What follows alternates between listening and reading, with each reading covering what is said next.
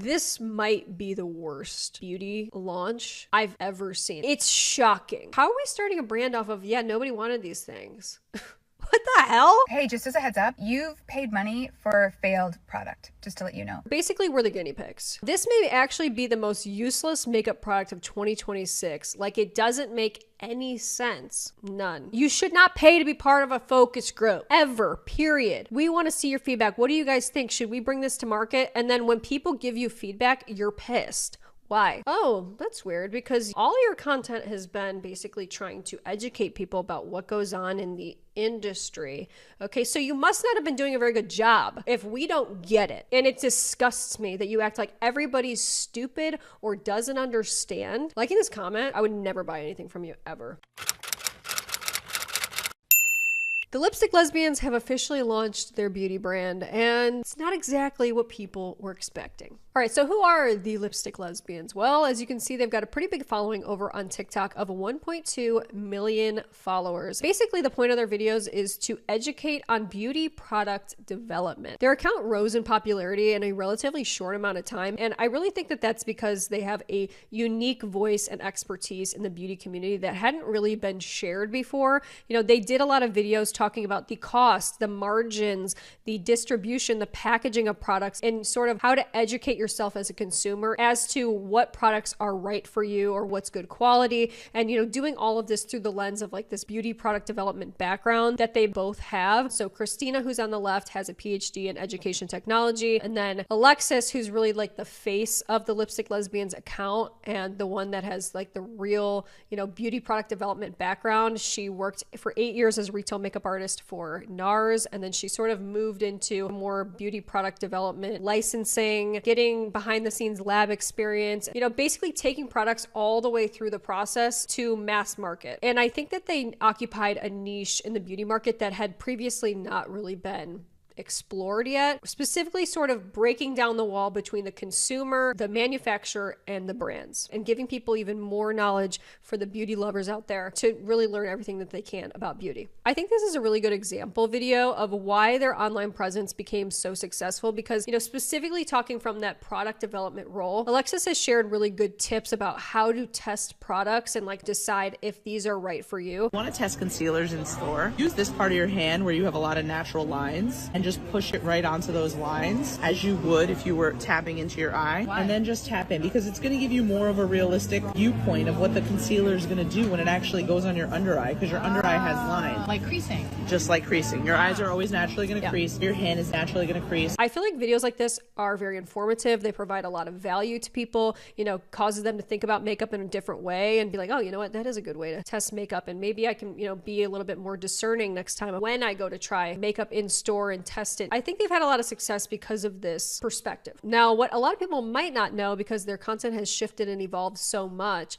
is that they actually originally made their account to sort of document their lives and their journey as beauty brand owners. Okay, so they used to have a lipstick company called FemPower Beauty, and unfortunately they have now closed this down, but they did start this company in January of 2019, and it was really focused on lipsticks. Okay, thus the name the Lipstick Lesbians. The reason why I bring this up is because a lot of people might not know that they used to have a beauty brand. I know that I certainly didn't, because a lot of the content that you see now is them sort of reviewing current brands and doing reviews, wear tests of like what the new products are, doing products that are in Sephora, walking around Ulta, and educating people about the products right now. They very rarely talked about their own lipstick company. But when I found this out, just for me personally, I kind of had a moment of pause. And not because I don't want people to start brands. You know, I think it's a great thing and more power to you. Follow your dreams, you know. But for me, I've always sort of had this philosophy that it's pretty difficult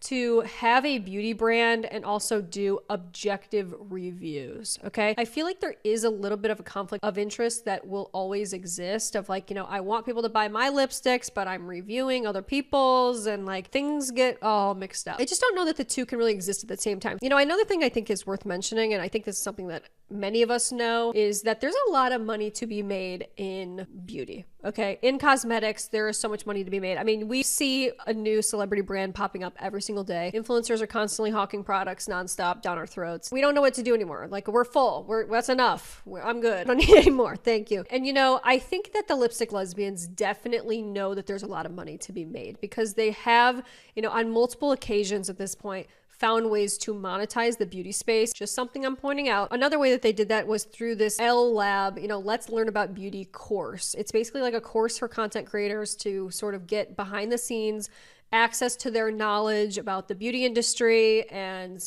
learning from an actual chemist and doing different things. I don't think that you could go, put it on your resume that you took the L Lab course and then go get a job at some lab or whatever. My point is that they have found ways to monetize the space. And I think these things ultimately tell a story of where we're headed, okay? And how we got to where we're going, which is the leaked labs debacle. All right, so let's fast forward to the drama. Given all the information that you know about the lipstick lesbians, given their background, their expertise, the fact that they, had a beauty brand, obviously they learned a lot from that. They talked at length about how that company, the Fempower Beauty, almost bankrupt them, that they self-funded a lot of it. They're not doing that again. They did seem very jaded by it, which I understand. I totally would be too. But you would think, given all this information, that the next brand that they do come out with is going to be ironclad, okay? It is going to be bulletproof. It is going to be such an amazing concept with amazing products. It's going to solve problems. They've gotten so much feedback about what's good, what's not. They're they're professionals. They're experts. They're beauty product developers, right? Well,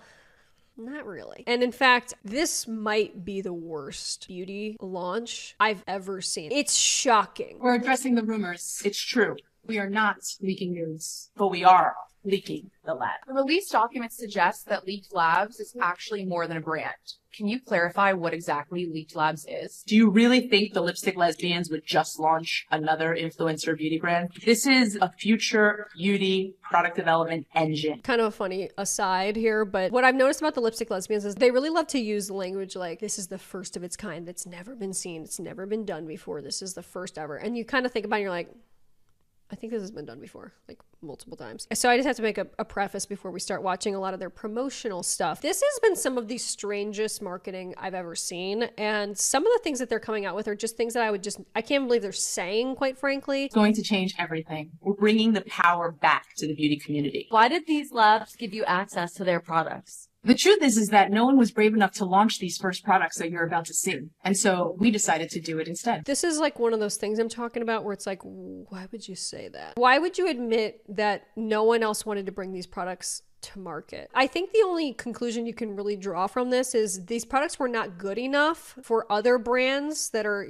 solidified and successful to launch. So they're just going to go ahead and try to launch them anyway. There's probably a reason why people are not wanting to launch these products, as we find out. What should we expect next from Leaked Labs? To put it simply, if I see another lip balm or if I see another blush, I don't think I can handle it. It's the first time the beauty industry has ever seen a product development first brand. If it doesn't blow your mind, it doesn't launch. There's a lot of confusion about what this brand even is. No one knows really. Okay, I'm not even sure that they know based on what comes out and the things that they say about their brand. It's very confusing. I think what can be inferred by all this press conference or whatever is basically we're the guinea pigs. You, the consumer, are the guinea pig. You are part of this massive focus group. You're going to be testing out these products for them and giving your feedback about whether or not you like them. And then if you don't like them or if they're not good enough, they're not going to fully launch them, or they're going to maybe iterate further on them and try to improve them in some way based on your feedback. So it's like, hey, we're all working together to do this product development thing, because that's, ultimately where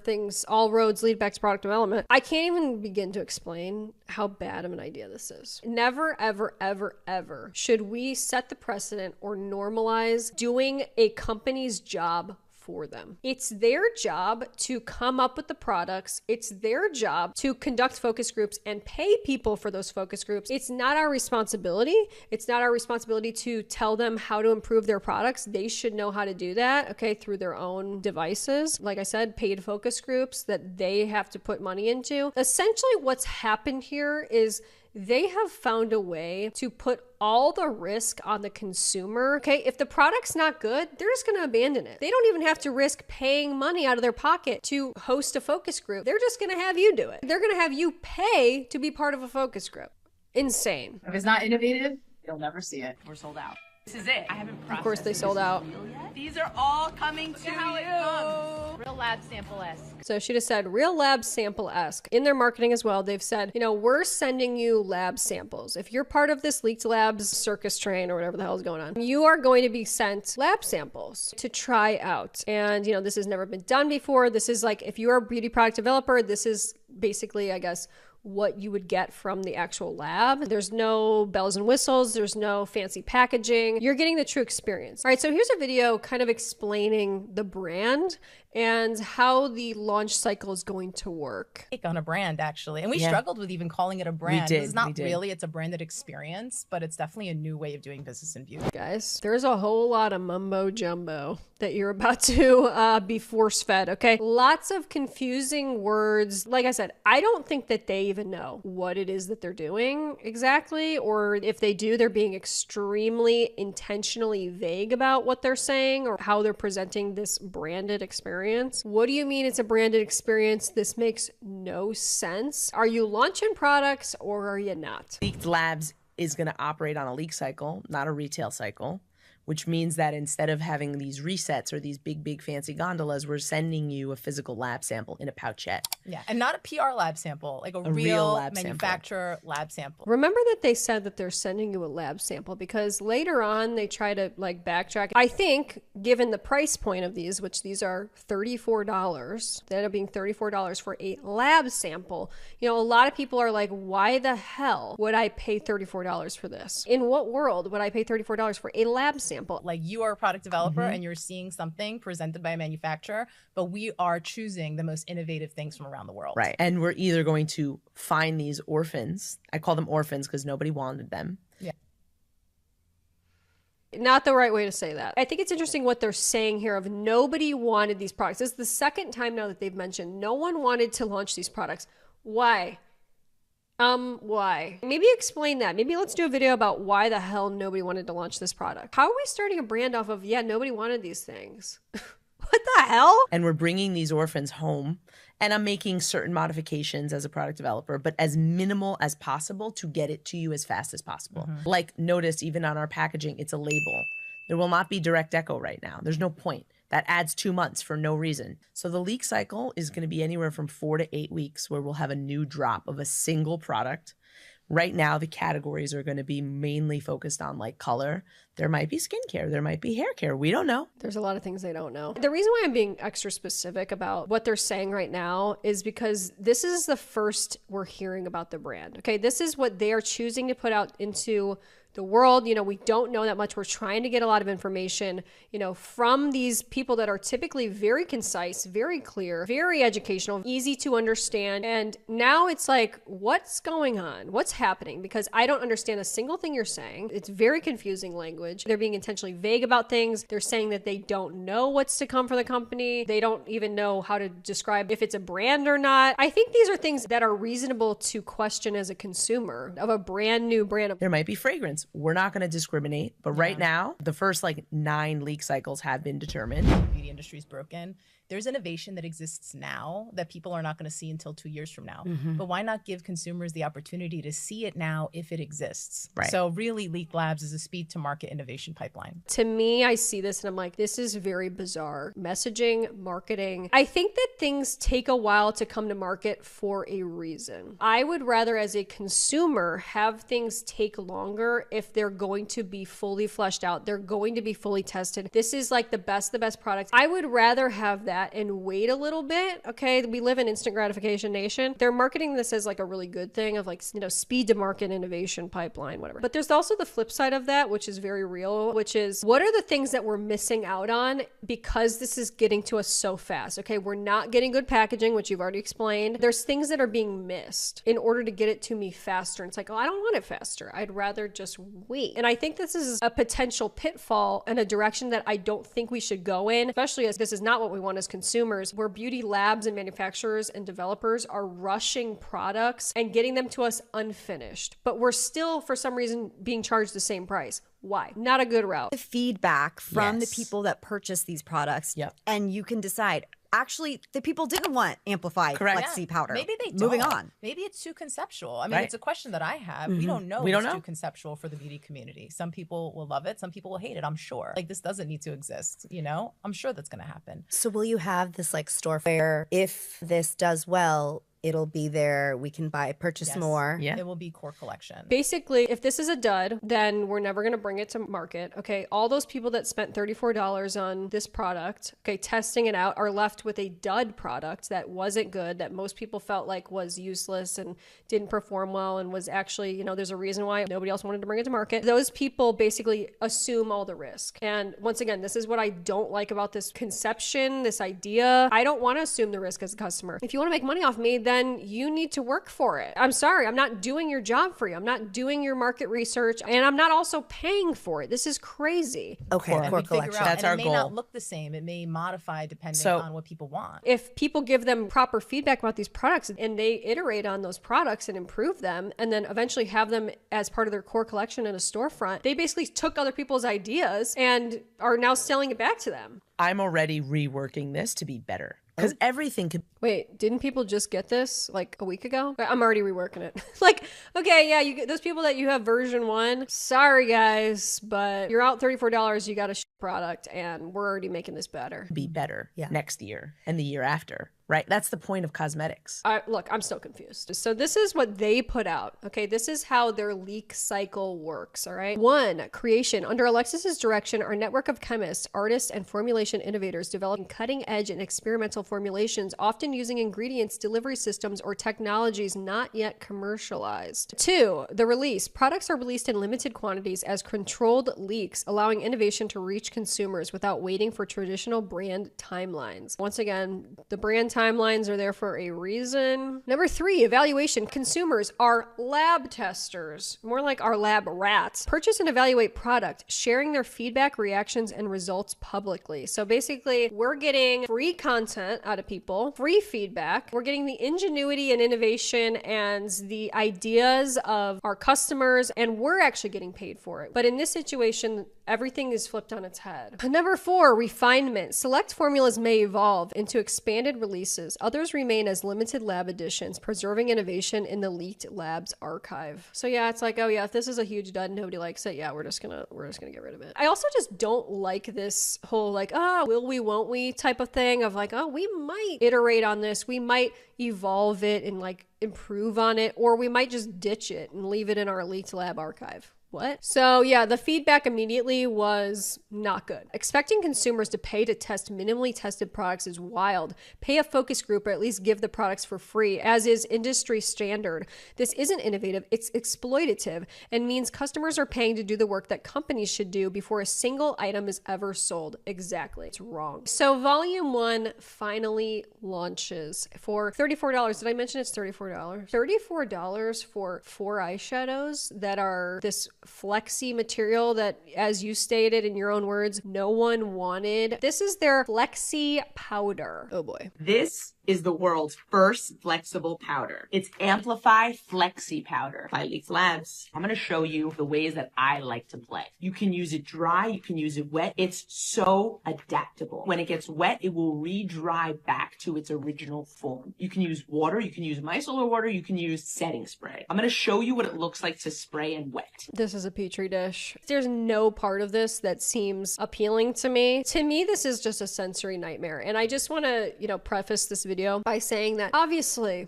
I did not buy Leaked Labs. Okay, so I do not have the products to review. We're obviously going to watch reviews, but I would never buy into this company because of the concept of the company, because of the price point of this product. I'm not paying $34 for lab samples. No.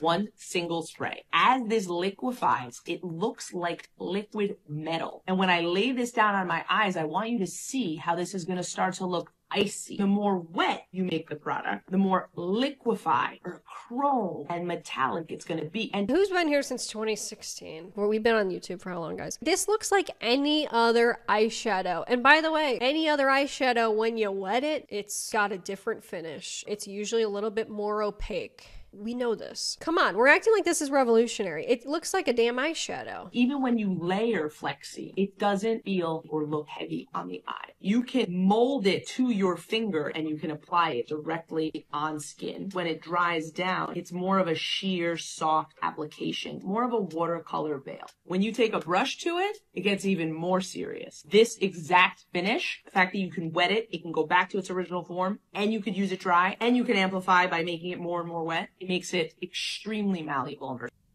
Most eyeshadows do this. What we're being told of like, this is revolutionary, it's innovative, it's never been seen before, never been done before. It's going to give you a look and a finish that is just out of this world. And I'm looking at it and she's in studio lighting and I'm like, it's leaving a lot to be desired. Have you ever heard eyeshadow? And like a boring one at that. Shadow make this sound? What do you think, beauty queen?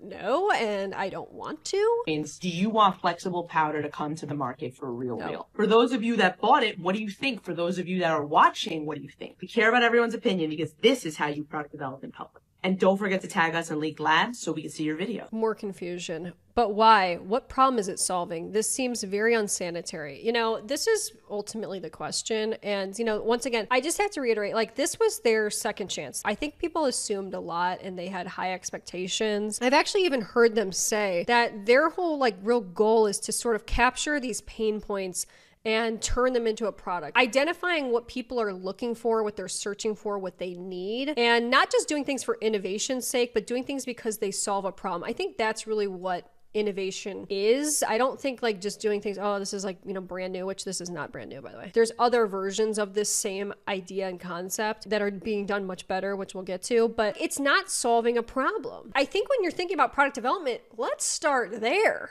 Okay, let's start there. If it's not solving a single problem other than, hey, sometimes my eyeshadow breaks. Well, guys, most people know you can pretty easily push an eyeshadow back together. Is that really the biggest problem people are having, is that their eyeshadow is breaking and that we can't flex it like a fruit roll up? That's not my problem. I don't think that's my problem. Okay, there's other things I'd like to get solved first. How about the fact that nobody's making cool tone lipsticks? Can we talk about that for a moment? Let's get an innovation pipeline going on the cool tone pink lipstick, please. What problem is it solving? Very unsanitary. Yeah, it's not solving a problem. And it's actually, in my opinion, creating more problems for people. I have to jump through 18 hoops. I've got to wet it. I've got to take it out of the tin. I've got to let it dry. It's getting all over. What about bacteria? How does it remain hygienic? Lots of questions about that. What's going on? You get our money and then you just stop telling us what's up. What's the point of marketing isn't flexible? LMAO. Like, we're confused. Woo, what's that? Amplify Flexi powder. Here's the magic. It's gonna go back to feeling and looking like a dehydrated. You can see that it's been ripped. You can see it on that like more bronzy shade. So it's not breakable, but it's rippable. Great. Powder. If you're like me, you like to get a little messy, use your fingers to be able to get a texture that is this wet looking inside of a powder format that is so versatile, has never been done before. This is the future. You don't understand, guys. It's never been done. We've never done it. Well, maybe the world shouldn't have seen it. We should have kept it in the archive. Keep it in the vault locked away. Let's swatch Amplify Flexi powder on each. This is where things get really strange. Swatch on my face. This is Flexi Dry. I'm going to say something. The swatches that this branded experience, this social experiment company has put out are some of the worst swatches. They're unbelievably bad. So this is the dry version. She's swatching it on her forehead. Just wait. This is Flexi Amplified. 1 pump of setting spray. So we're swatching it right over the other one. Okay. It's so crazy that you can get that effect. It's cool. This is Flexi Dry. This is Flexi Amplified. This copper tone. Fingernails are all in it. It's a slopping, jaloping mess. Pearl, then the silver. Every disc is a little bit different because every pearl is a little bit different. This is the gold tone. Dry. This is the gold tone. These are dreadful. Which is also the thinnest. Amplified. I'm swiping emollients. Last and certainly not least, this is Amplify Flexi Dry. This pink has the most pearl. It has a higher particle size. Then we amplify.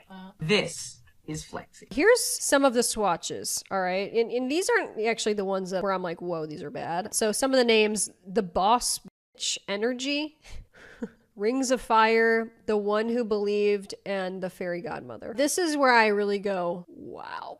Dry swatches. I've never in my life, in all my years, have I seen swatches that are this bad. These are the wet swatches. These look like Claire's kids makeup swatches. They're lackluster. I guess I'm just surprised that, like, of all the products they could have even chosen to be like the first one. Well, guys, the reviews are in and they're not good. I really struggled to find any positive ones. Many of them had some pretty alarming concerns, I would say. As she mentions here, $34 and then $40 with shipping. So basically $10 per eyeshadow, which is just bonkers. Okay, bonkers. No wonder they had no problem with the Patrick Ta being $42 for 2 eyeshadows. Okay, it's all making sense now. So this creator got a PR package from Leaked Labs, and in that it did come with like a palette. But the people that just bought it off the website, they did not get a palette with it. Product comes with 4 shadows. There's a gold one, a silver one, a bronze one, and a pink one. I'm gonna swatch them dry on this eye and wet on this one. Initial thoughts just looking at this product is that the thickness between the two are vastly different. As you can see, the silver one is... I mean, this is why we don't do a market to speed run pipeline challenge. Okay, because you've got inconsistencies. Why is the one absolutely paper thin and then the other one is like significantly more thick? This is why we don't do that, because we want to have consistency. Quite thick, and the copper one is paper thin. A little bit nervous. I'm gonna break them. I'm going to fold it over my nail, and ooh, this does not feel good. Oh my gosh. What does this feel like? It nearly feels like rubber. I have to like seriously tug on my eye. It feels like the material of the stretchy band of goggles. $40. Okay, well, I've ripped it. I'd say the payoff is pretty. It ripped on the first application. I think it's probably hard to get closer to the lash line, but I'm wearing mascara right now. Cleaned up. I'm going to try this pink shade now, hopefully trying not to break it this time. Maybe I'll just fold it in half like this. So this is applied dry. Hey, this is just a disaster. It's a disaster, straight up. If you have any like long nails, good luck. Oh my god. Can you see how much it's like tugging my eye right now? This like kind of hurts, low key. This does Where's not the eyeshadow? Good. Okay, now that I switched to the other side of it, I'm getting a little bit more payoff, but my eye feels irritated. My eyelids hurt. I don't think you're getting as much payoff on this one as you were with the bronze shade. Clean the brush, but we're gonna go ahead and put this on the other eye. What is happening? Okay, maybe I'll try my finger this time. Okay, this is better. Almost feels like a little bit more diluted. I don't know. Do you know how disappointed I would be if I spent 40 of my hard-earned dollars on this and this is what I got and they're ripping in half? I haven't even used this one yet and it's already breaking. I know this is gonna hurt. I don't want to do it. Okay, the payoff is okay. Again, I'm really having to tug at my eye here. Oh, it ripped. You know the drill. Again, this feels much better and I feel like I have more control over where the product goes instead of just applying it directly. I don't know if you can see, but some of the pigment from the other shades have transferred already. There's another reason why packaging matters and why you don't rush products and just throw them in a tin. I wonder why we've never seen that before. Oh, because it's not a good idea. Why are we stacking eyeshadows in a tin? Especially when we have to wet them, get them wet. Welcome to episode 1 of paying to be a product tester for a makeup brand. I can't get over this. It just seems extra crazy when you say it out loud. I'm paying to be a product tester. I'm paying to test products for a brand who is then going to turn around and sell me more stuff. I had to pay to test this and give them feedback and basically do their job for them. And they're getting to reap all the benefit and rewards for it.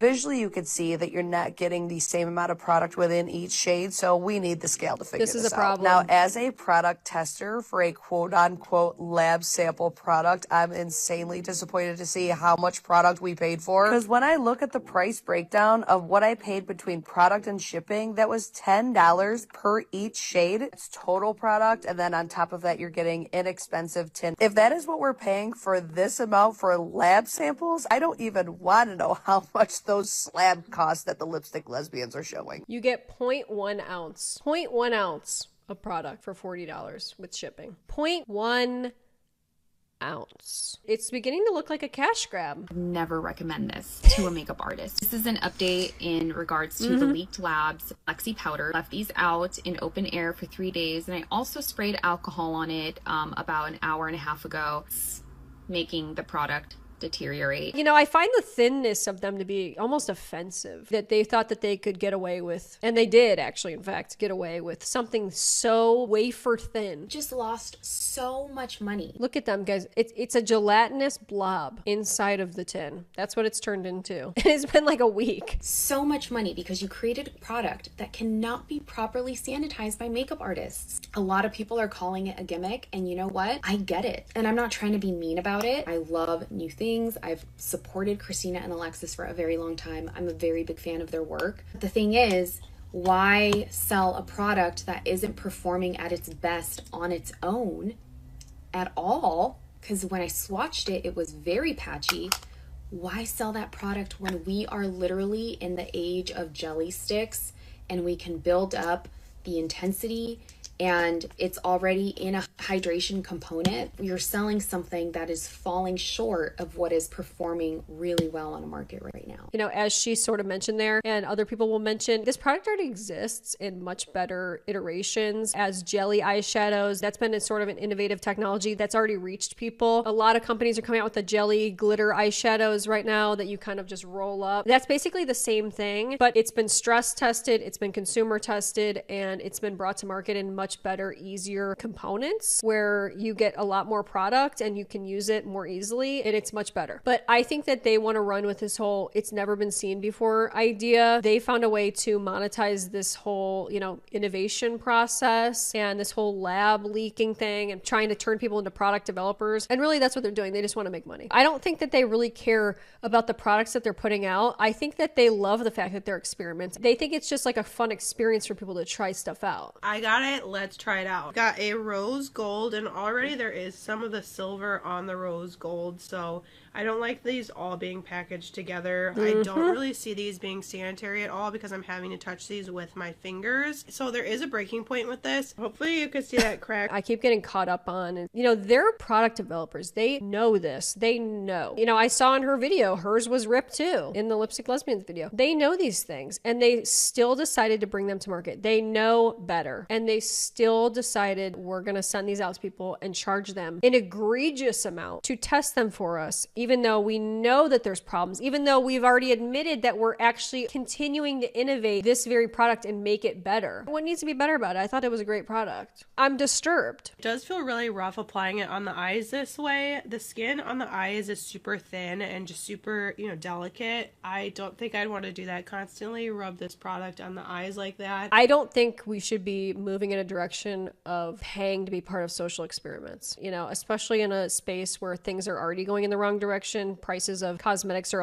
already going way up when we know that they're, you know, the margins are insane on cosmetics. People make them for very little and then charge a whole lot, and the products are just getting worse and worse and worse. Like, I guess I'm fed up. See here, this is the bronze shade. It's gonna be a little dark. It is starting to pill up. I mean, it's pilling badly. It's actually making the makeup look worse. Like flakes of the pigment. See my skin tugging. It's definitely picking up my foundation. Really? This is what we're doing? Well, Leaked Labs, here's that feedback you asked for. This may actually be the most useless makeup product of 2026. Like, it doesn't make any sense. None. How is this better than an eyeshadow stick or pencil? It's dumb. Guys, we've seen this product. This is not revolutionary. It's really not that innovative. How is this any better than just using your finger? It's worse. The innovation and technology are very neat. However, it's a horrible concept and not user-friendly, which is probably why it didn't make it to market. A nod for innovation. I think, yes, we're finding out why this product never made it to market. Doing a makeup brand based on products that nobody wanted to launch and was too scared to launch is an objectively awful idea. You know, to me, there's like a degree of ego involved with this. And I don't know if they maybe have just such a poor opinion about their customers, or where they're like, oh, they'll buy anything. They'll buy it because of innovation. They don't really care about the actual customer experience. They don't care about the actual, you know, product at all. Let's compare the Flexi powders from Leaked Labs to the Cooling Chrome eyeshadow sticks from About Face. So here's the comparison. We have the About Face. Yeah, this is an example of products that already already exist. A lot of these jelly blushes, the jelly eyeshadows, we've got the cooling eyeshadow sticks that are, you know, like a gel type formula. That's essentially what this is. They're in much better packaging. They're already in market. They have already been tested. They're not a prototype, okay? Don't be fooled by the marketing gimmick of leaked labs. A lot of the stuff's already out. So after some of the reviews, there was a lot of feedback and, let's just say, confusion about the future of leaked labs. Question for the chat. Why do the lipstick lesbians want me to pay them to do consumer testing for their product? Is this not weird to anyone else? Like, is this how it typically works in this industry? No. The only thing that is actually brand new, a brand new concept never before seen, is the audacity of these two to think that this would be a good idea, to try to get one over on the consumers in this way, to basically, you know, find a way to monetize the consumer feedback as a business model. That's what's new. And I find it to be disturbing. No, I'm not working for free. Absolutely not. No. I was kind of... Pay me. I'm not paying you. Honestly, I just need more transparency from them. What are the quantities of leaks going to be? What does the future of product development look like for products? And will we as the consumers be brought into this process? Because like this is not a sanitary way for the product, so that has to be improved. Valid questions, but also like I don't even want to know the answer to will we as consumers be brought into this process? It's not a process that consumers should be a part of unless we're being paid to do so. I need people to understand what their worth is and the value of your voice and your ideas and your feedback. Companies pay a lot of money ordinarily to get this type of feedback, and they conduct a lot of research groups, focus groups. It should not come for free. So it's like the questions about, are we going to be involved in the process? Like, no, consumers should not be involved in the process. They should have this figured out themselves, and then they bring it to me when it's finished. Thank you. I find this product useless. And no offense to lipstick lesbians. I love them. I love their work. This doesn't really make my life easier as an everyday makeup consumer and makeup user. It makes my life harder.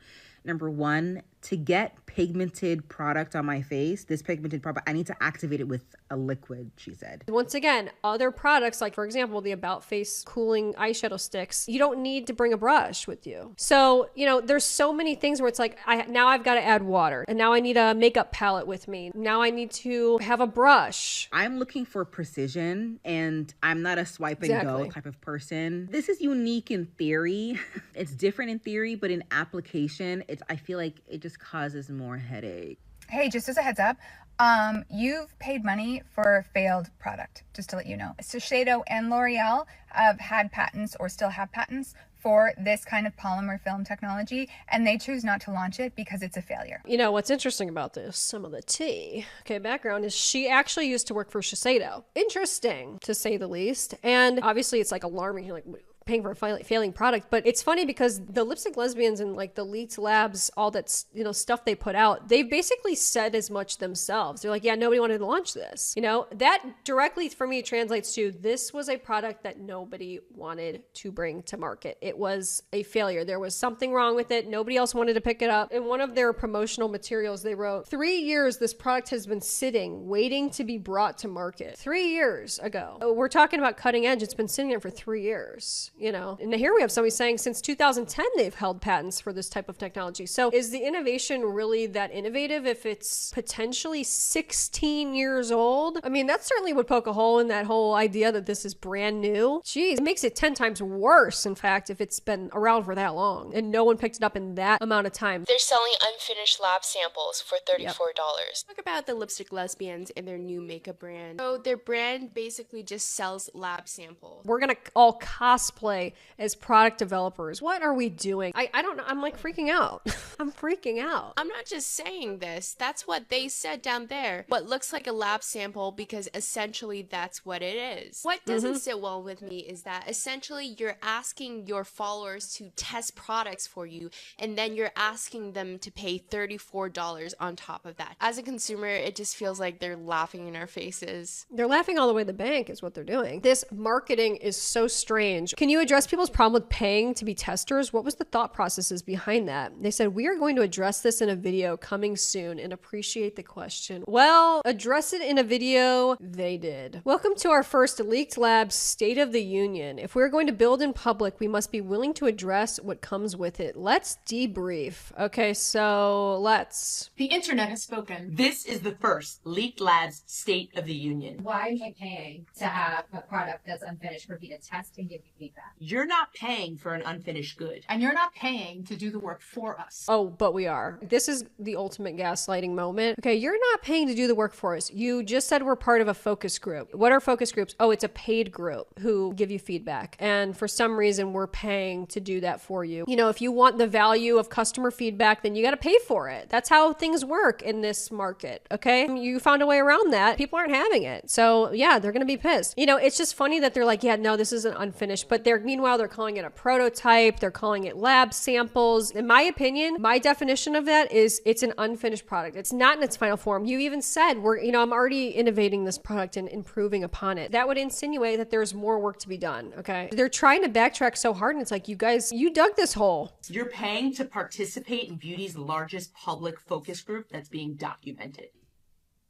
What? You're paying to be in the world's largest public focus group that's being documented. Smile, you're on camera, guys. What? Hey, what the are we doing? You're paid to be part of a focus group. Stop there. Hey, stop there. You should not pay to be part of a focus group. Ever. Period. Once again, they are transferring all of the risk to the consumer. They don't have to pay for focus groups. They don't have to pay for product testing. They don't have to do any of the hard work of actually like making sure it's good, putting it in proper packaging, making sure the customer experience is good, answering questions. They're going to take your ideas and sell them back. You have to pay to work for them, give them feedback, make videos, promoting their products, doing their marketing for them. You pay for the product, which is insane. And by the way, if all this fails, it's on you. You're the one who's out money. We actually make sure we test beauty products before we launch them to make sure they're ready for consumers' hands. What part of this flexi powder is ready? I ask you. It's ripping to shreds. Might even be testing them right now. When manufactured. Stop with this vague language. I'm serious. We may or may not be doing this. We may be bringing it back. What are you doing? Tell me what you're doing in clear language now. Tell me. Be honest and be upfront. Be direct. That's what you've done in your content. That's what I'm not getting. You were so clear and like, we want to break the wall down between, the consumer and the manufacturer and the brand. Like that was your whole ethos. And now it's like, we can't even get a straight answer anymore. Manufacturers present products to brands and then brands take it and develop them further. These products are finished. It's just brands take it a step further with longer lead times to make it tailored to them. What we're doing is we're expediting that cycle and giving you the finished good that's presented by the manufacturer to your hands. But rest assured, Leaked Labs products are safe to use, pass all cosmetics and regulatory testing, ready for launch, and hygienic to you. The preservative system is there for a reason, to make sure it's safe for you to use. So what is the future of Leaked? They know that people are mad about the bacteria situation. The truth is that no one really knows what the future of Leaked Labs is going to hold. And here we go again. No one knows, guys. We're just going with the wind. We don't know what's going on. Well, that's obvious. Including us. We're going to rescue products that deserve the spotlight. We're going to give them the platform to be seen. And we're going to also develop some of what we feel to be the best-in-class innovations that are yet to hit the market. But at the end of the day, we're going to do so alongside you with the curtain peeled back fully this time. If you wanted to show... No, I'm not going to, no. You know what I almost just did? I almost just gave them a valuable piece of feedback and advice. And you know what? It's against everything that I'm trying to do in this video. I'm not giving you tips, okay? Do not help them out. If you want to improve your brand, it needs to be your idea, not mine, not anybody else's, yours. It needs to come out of your brain. If you want to create a beauty brand, then you need to be innovative yourself, solve problems, okay? I was going to give them like, okay, well, maybe if you did this instead. No, I'm not doing it. No, that's my idea. It's mine. I'm not helping you to improve your product and I'm not doing it for free. This is a space for collaboration. This is an invitation to all.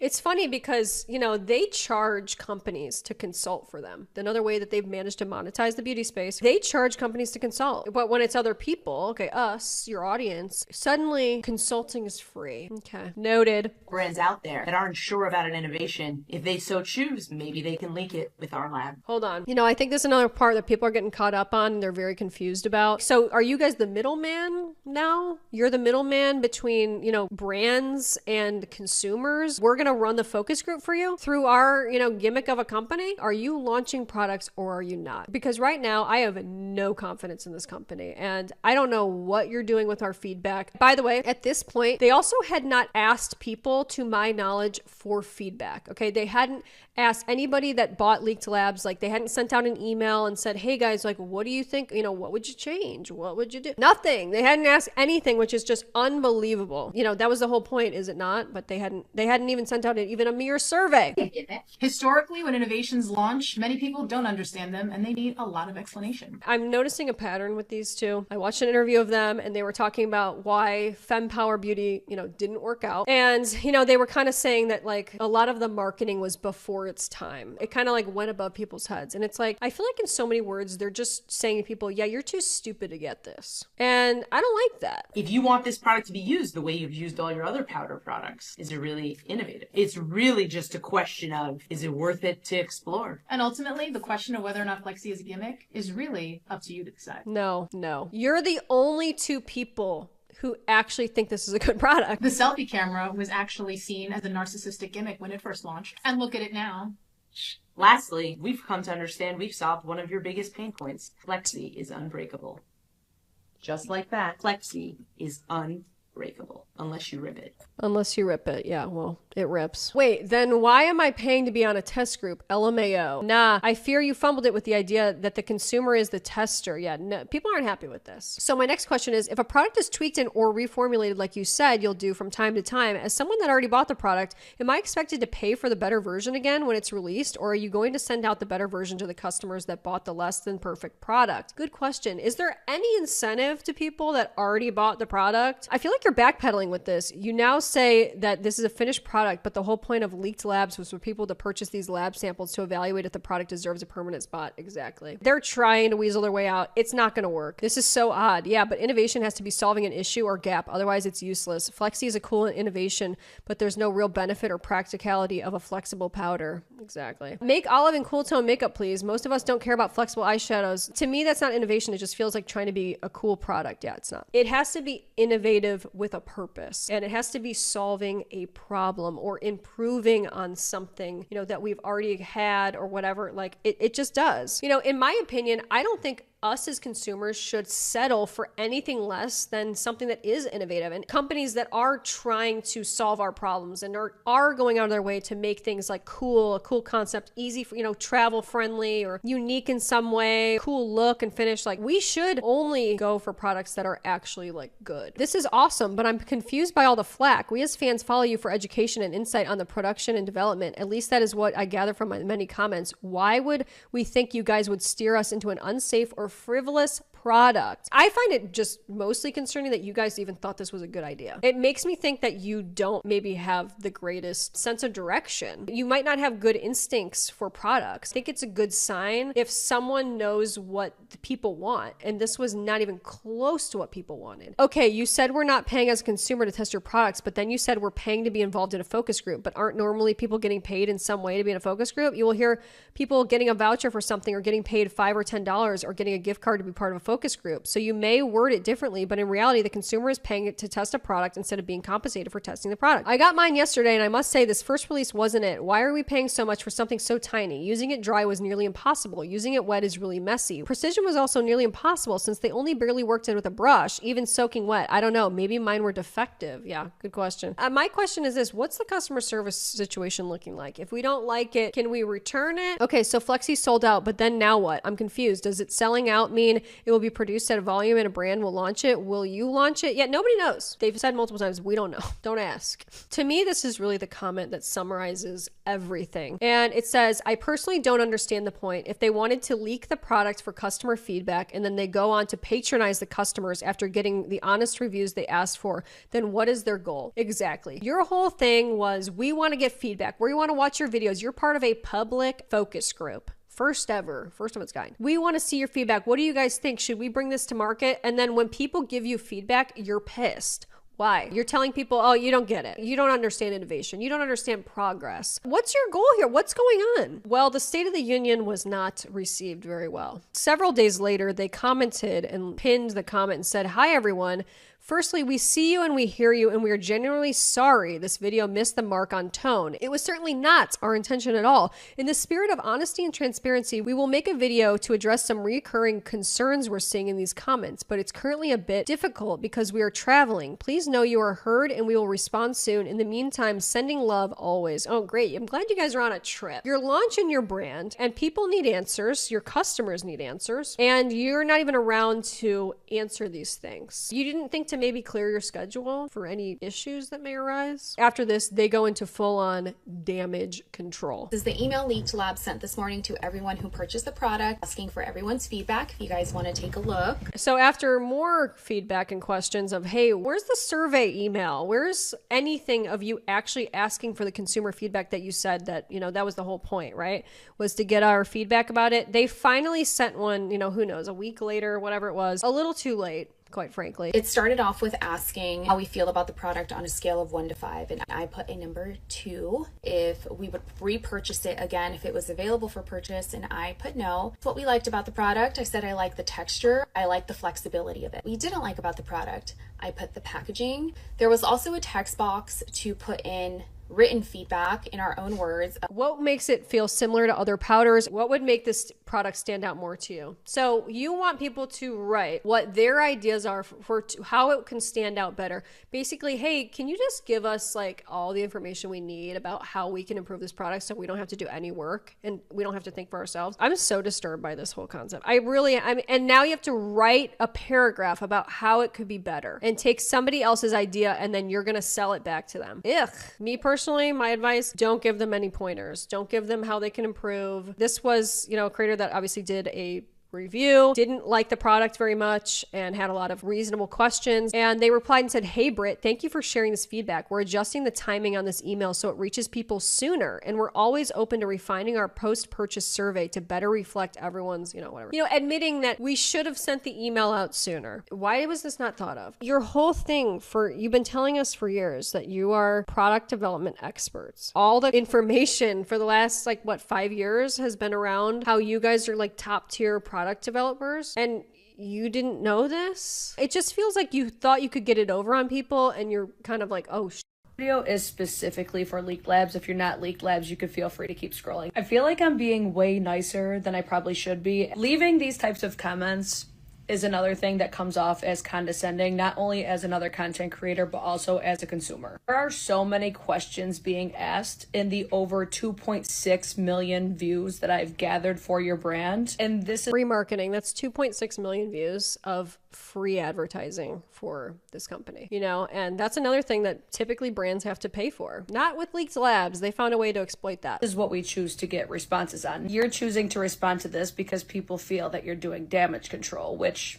responding to this, that very much is what it comes off as. I feel like we could all collectively agree in the grand scheme of all this, nobody gives a shit about your survey because it should have already been done. It's just extremely disappointing because as a content creator, which you guys are as well, I genuinely thought we would finally start seeing a brand recognize not so positive feedback. Yeah, a lot of their messaging was like, if you guys don't like it, we're not going to be upset. Lay it on us. If you don't want this product to come to market, we want all the negative feedback, give it to us. And then they come out with the weirdest press conference of all time and they're pissed. Okay, they're pissed off. They're like, well, you guys just don't get it. You're part of a focus group that's being documented. What do you mean you're paying to do our work for us? That's exactly what you're doing.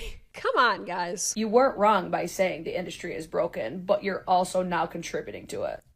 Ooh, it's true. Oh, the industry's broken. Because brands and manufacturers think they can get one over on the consumer. And at the end of the day, the customer is king. The only reason that any of you people have jobs is because of us. Our feedback is valuable. And I think this comment summarizes all of that. I think they're banking on people being stupid enough to eat up their word vomit. Their response kind of proves the point you were making in your comment. In a real focus group, the brand pays you, the potential customer, to test their products and share feedback. That's how it works. Here, the customer is paying them them for that same experience. That's not a focus group. That's market research. The customer is funding themselves, and they use the words public focus group themselves. On top of that, purchasers are receiving follow-up questionnaires by email after buying. Feedback collection from these paying customers is literally what a focus group is. Yeah, that's a good point. You know, typically you give the feedback first before you buy it, and then things come to market. Everything's ass backwards in this case. Feedback collection from these paying customers is literally what a focus group is. The reason focus groups have always compensated participants is because consumer feedback has real value. If we normalize the consumer, giving them money for that privilege instead, we're handing that value over for free. If we do that, the whole industry will notice and act in what is in the best interest of the corporate bank account. Exactly. It sets the most dangerous precedent for the future of beauty. And that's why this is so important to talk about, that we do not give away our feedback for free. We cannot let these brands cut corners, take advantage of us, exploit us for our ideas, our own innovations. They have to bring it to us. They don't want to work hard anymore to get our money. We're giving it all away for free right now. And we can't, because if companies start seeing that we're doing this and we're willing to give away all of our feedback and we're willing to pay for it, oh, we're screwed. Y'all switching up now and saying it isn't a sample, but in this video, you basically said it is. They said, hi, thanks for calling this out. When we say lab sample, we're using industry terminology. It refers to a finished cosmetic product, not a literal sample. However, we can see how that wording could be interpreted differently, and we're continuing to refine how we communicate to make it clearer. Appreciate you calling it out and giving us the chance to clarify so we can simplify this moving forward. Nope, I'm pissed. This is making the consumer pay for everything. The risk it may not work out, marketing, the feedback, and eventually production if people want the product. The leaked product is a sample for the cost of a general full-size product. This is unethical. Companies need to take their own risks. All this is doing is getting the consumer to essentially pay for everything in the end. This is not right. Yeah, charging people to join a focus group and keeping all their data isn't user research. It's extraction. Consumers pay, share insights, and create value while the company keeps 100% of the asset. No ownership, no upside, no transparency. Feels less like innovation and more like exploitation. Oh, people are going in. They're going in. This just chaps my ass, I'm gonna be honest. This pisses me off so fucking bad. This is one thing that Leaked Labs liked. This is what somebody commented. As someone who works in the industry, I get it and I love it. Unfortunately, for those who don't work in the industry, they don't get it. Leaked Labs liked that. You guys just don't get it. If you don't work in the industry, you don't understand what's going on behind here. Oh, that's weird, because all your content has been basically trying to educate people about what goes on in the industry.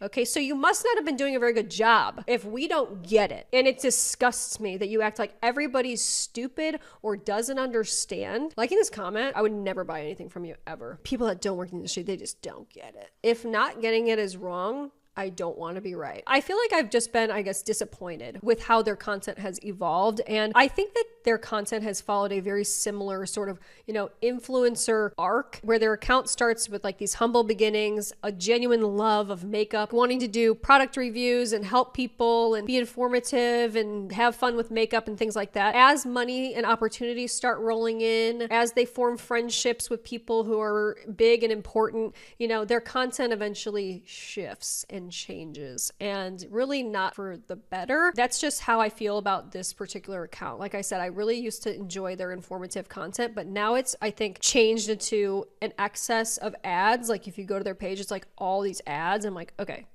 it's a lot. I don't consider sponsored, paid for advertisements as reviews. Okay, that's not a review, it's an ad. We're not getting as many honest, objective reviews. And another thing that I've noticed is they've started to develop really close relationships with a lot of other beauty brand owners. Okay, so like Makeup by Mario, they're sitting down with Charlotte Tilbury, they're doing things with Pat McGrath, they're doing things with all these other people that they have actually, quote, said they idolize and have looked up to for a really long time. So it just makes me question, like, are you going to be able to do objective educational content? It seems like a conflict of interest. This is just me personally. I feel like I used to go to their page and it would be the question of, what else can I learn? And now it's sort of changed into this question of, what else are they gonna sell me? So obviously I'm pissed. This is just what I have to say. Stop doing free work for these companies. Stop paying money for half-baked products. They have found a way to change up the whole business model, so all the risk is on us as consumers. Okay, if the product fails, well, who cares, because we paid for it. If we didn't do our research enough, that's okay, because the customers will tell us how to make it it better. And they're going to foot the bill for it. This is a very dangerous path for us to go down as consumers. It's a dangerous precedent to set that we would be willing or we would accept this type of, behavior from companies or brands or manufacturers for that matter. Stop taking advantage of me as a consumer. Finish the damn product, okay? Bring me a product that you've fully tested, that you've fully fleshed out, that works for me, solves my problems, makes my life easier, and I want it in the best packaging that it can possibly be in. And you know what? I want it to be worth my money. They should be making our lives easier. Stop rushing crap. Stop bringing us slop and upcharging on the price. Can't accept this anymore. We have to hold these companies to higher standards. So anyway, what do you guys think? Leave your feedback down below. And most importantly, if you like this video, you need to subscribe. Okay, many more videos coming. If you like this one, similar to this, also different than this, okay? I don't know what's the future of this channel. You tell me. No, I'm kidding. Leave a like if you like this video, subscribe, and I'll see you guys in the next one.